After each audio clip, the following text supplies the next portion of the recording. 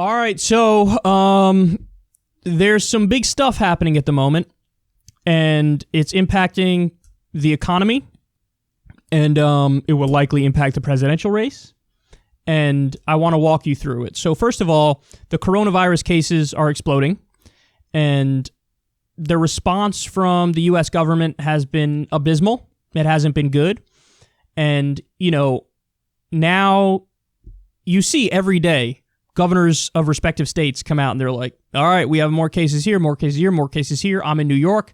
The governor here declared a state of emergency. Washington State, I believe, has declared a state of emergency, which also, by the way, they're about to have a freaking election, so that might impact turnout. So, although I don't know how that will break, because usually low turnout would hurt Bernie, but if the people who don't turn out are older people, that'll help Bernie. But anyway, I digress, because coronavirus more affects older people who have weakened immune systems. A lot of people have died. It's about a 3% death rate, and a lot of people who have died have compromised immune systems, underlying pre-existing conditions, or they're older. So in response to more and more cases coming in, more and more people dying, Donald Trump is basically doing the exact opposite thing compared to what he should do, which is he's not like reassuring everybody and letting them know we're on the case, we have the best people working on it, and we're going to do our best and just listen to local health experts and scientists, and we're on the case. Instead, he's downplaying it. So he tweeted the following. So last year, 37,000 Americans died from the common flu. It averages between 27,000 and 70,000 per year. Nothing is shut down. Life and the economy go on. At this moment, there are 546 confirmed cases of coronavirus with 22 deaths. Think about that. So why is he doing this? He's doing this because the market, as a result of the coronavirus, there was some air let out of the bubble, and there were some giant plunges in the market because of the coronavirus, and it is impacting the world economy. By the way, if you had invested in hand sanitizer a couple weeks ago, you're a rich person now, because hand sanitizer's flying off the shelves left and right. And also, apparently, it's helping the video game industry. I guess any kind of entertainment that's you could do in your own home, it's helping that industry. But anyway, when you talk to experts, you get the sense that what Trump is saying here is most definitely not true, because he's trying to push out this idea, everything's fine, nothing to see here, go about life, as if nothing's happening, so on and so forth. When really the experts are like, time to take precaution. So his approach, and Sagar from Hill TV made this point, it's almost like what Herbert Hoover did during the Great Depression. It's a similar line of argument, and then it exacerbated the problem, because the response from people is like, whoa, nobody's in control here. Nobody's driving the ship. And just so you know, Health and Human Services, budget was cut. What's the other administration that I'm totally blanking on at the moment? There's Health and Human Services. I'm like Rick Perry. Remember Rick Perry? There's three branches of government that I'm going to cut.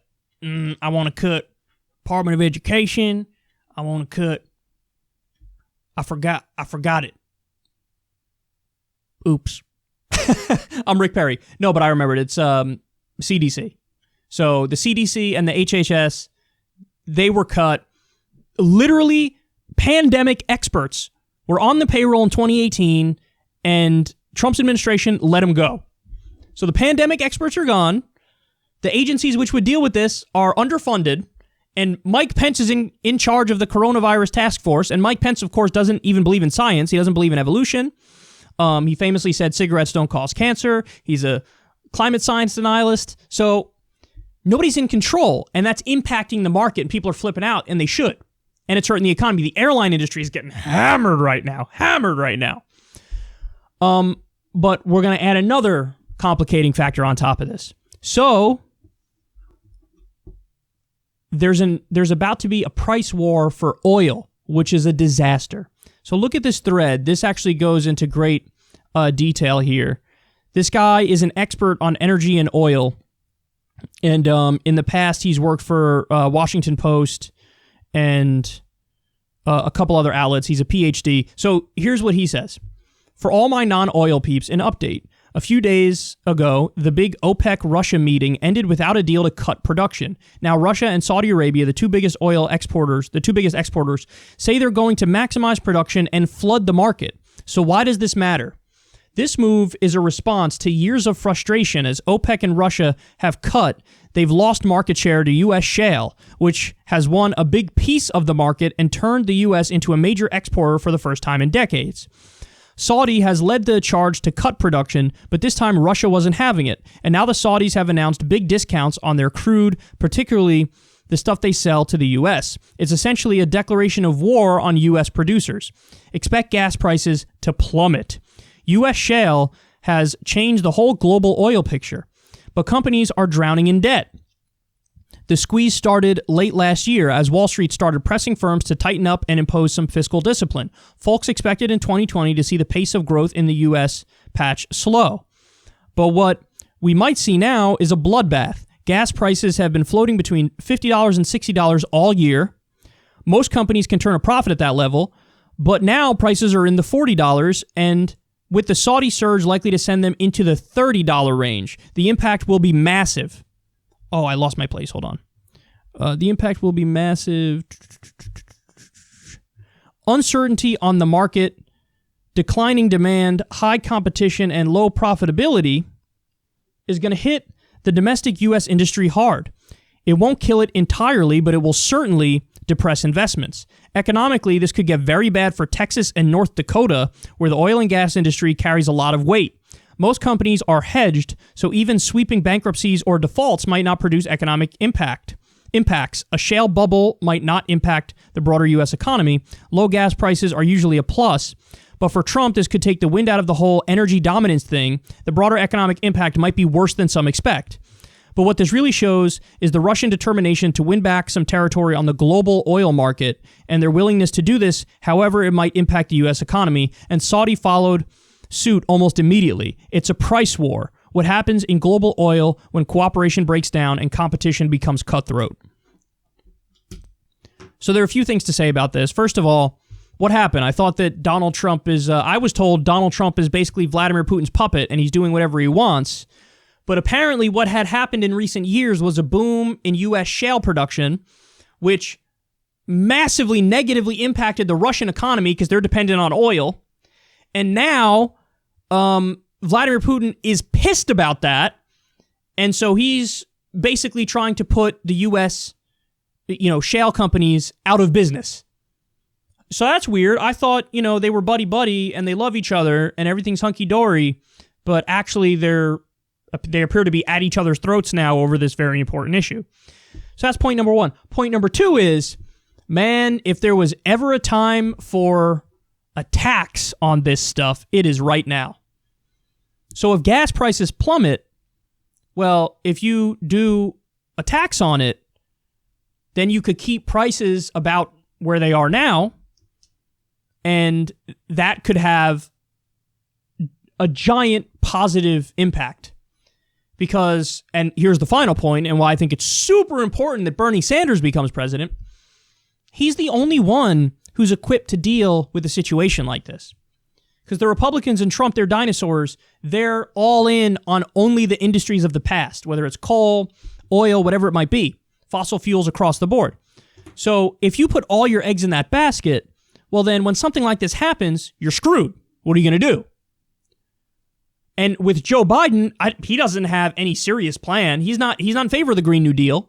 So he doesn't have a plan to bring about the jobs of the future. With Bernie Sanders, he does for a Green New Deal, but also, as Ro Khanna explained, bringing those tech jobs from Silicon Valley, bring those to the middle of the country. Instead of outsourcing those jobs, bring them to the middle of the country. So if Bernie Sanders was in control as something like this happens, you could put a tax, on gas, and then also use that money to help fund a Green New Deal jobs program where now we're going to switch our economy to get the inevitable patents for the future to make the technologies of the future. So what if we went all in now, if the Texas market is going to get destroyed over this, and if North Dakota, the market there, because the fracking is going to get destroyed over this, well, now's the perfect time to start bringing in new industries to make sure we don't have a giant crash in the economy. So you would need, to go all in on wind and solar and other, potential forms of energy for the future. And only Bernie has that vision for the future. Only Bernie has that FDR vision. When everything went to shit, what did FDR do? New Deal. New Deal. We got to fix the economy. Let's get to it. Rebuild the infrastructure, all that. Now, Bernie's the only candidate that has the vision to deal with such a situation as is unfolding in front of our eyes right now. And the final point, I know I probably already said that, but I'm saying it again, is between the coronavirus and what's happening here, what if we're finally seeing the U.S. economic bubble pop? It could be bursting right in front of our eyes. Because I warned you, the fundamentals of this economy are pathetic. They're non-existent. So we're on borrowed time anyway. The economy is going to crash at some point anyway. Is this the catalyst? Is it the coronavirus which lets some air out of that bubble? Is it now what's happening in the oil market? Because I'm telling you, we are in a bubble and there will be a crash. It's just a matter of when, not if. Is this the beginning of that crash? That's yet to be seen, but the signs are not good.